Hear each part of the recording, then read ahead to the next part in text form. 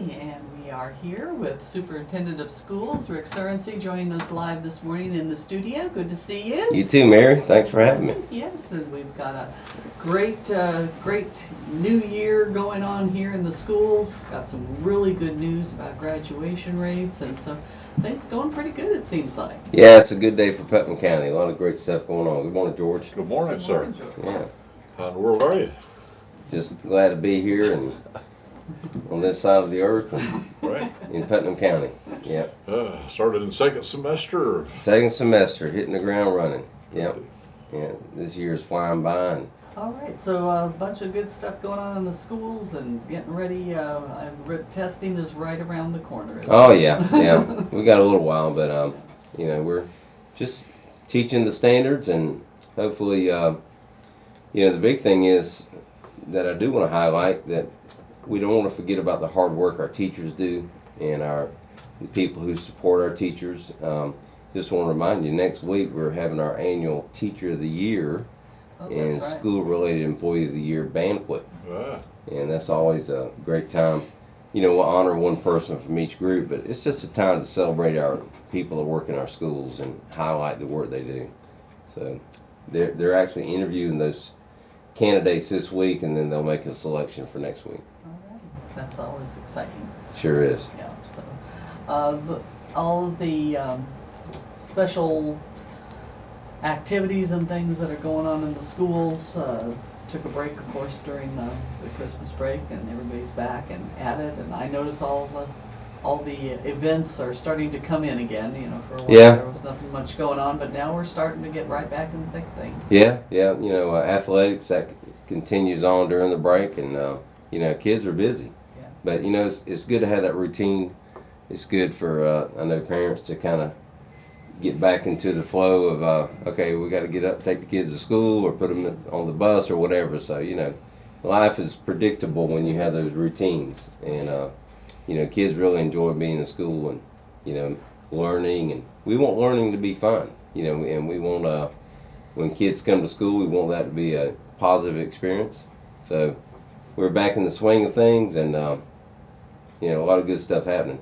I do want to highlight that last week, I believe it was last week, I'm losing track of time, but last week we had a meeting here in Palatka, and we highlighted what we call our STEM initiatives. STEM, as you know, stands for science, technology, engineering, and math. And as you know, that is a big push for the 21st century learning, Right. is to highlight what are some of those things that we can really use to enhance learning and engage our students. So that was we shared a lot of information with a lot of our community, and I think it's an exciting time, for students of Putnam County. That's what I needed to do, George. Yesterday I was battling trying to figure out how a Google Mini works, and it's kind of like an Alexis thing where you talk to it and it does things. I'm going, I need a young person here to tell me how to do this. I don't understand the questions that they're asking me. It's Our kids amazing today, how far they've come. yeah, our kids today learn a little bit different than all of us adults, and we need to be able to tune into that and look at some of that technology and on how we can engage kids. But kids need to be prepared for 21st century jobs, and if we don't That's right. if we don't expose them to that technology, then we're doing a disservice to our kids. So, I think you can be very proud that we have people in our district that are working very hard to try to, make sure we're providing all that technology for our students. Well, it's zooming by, I tell you. They Sure. change every day. There's something exciting. We were saying this morning over on WIYD side that now all of these Alexas and Google Mini and stuff, they can even cook your food for you. They'll turn on the stove. Wow. Of course, I don't know if they'll turn it off in time, but Yeah. it's just amazing, some of the technology. And of course, we've got the robotics team that has been just doing wonderfully in the schools. Well, all and sorts of accolades and awards. Yeah, and actually we have exposed our elementary students to robotics, and some of our elementary students are getting involved in robotics competition. But I was also going to mention that some exciting technology that we're looking at is video teleconferencing, where we're actually through a grant have purchased or are purchasing equipment to put in our middle and high schools, where we can have a teacher in one school teaching, and students in another school can actually be in that class. Oh, It's two-way okay. communication, and especially with teacher shortages, or if we need to hire a teacher that is specialized in a certain field, we want to be able to expose our students to as much education as possible, regardless of where they live in the county. So And this each teacher has some special set of skills and certain things. So certain lessons, I know my daughter says that they do a lot of team teaching sometimes because one person might have an excellent lesson on something and they can share that and help each other. the old classroom that a lot of us grew up in, teacher stands at the front and we all sit in rows, and You're right. and that kind of, you use books all the time and writing, and kids have laptops and iPads, and they're working in groups and they're solving problems, and that's the way that 21st century learning takes place. And in order to survive in this world, they're going to have to learn those skills. Especially the problem solving. That's a big skill that employers are looking for. People that can not just do the job but troubleshoot the job. And another important skill too that we stress are those soft skills.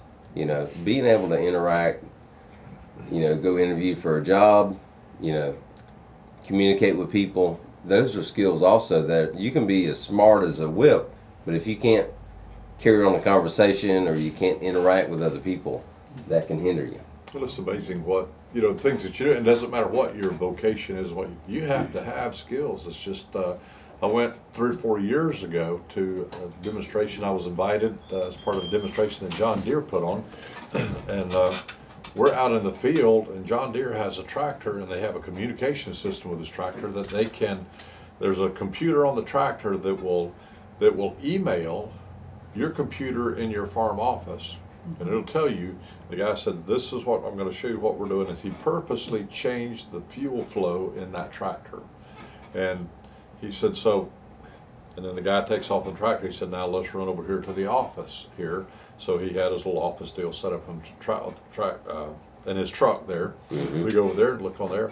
And the tractor emails the office computer that this tractor is not running fuel efficient. You may want to check these, and it named about 5 different things that you might want to check to see. That was the problem with it. And then, and those kinds of things. The other thing he told the guy, next thing he says, I want you to ride the clutch, which means put your foot on the clutch and just keep it there.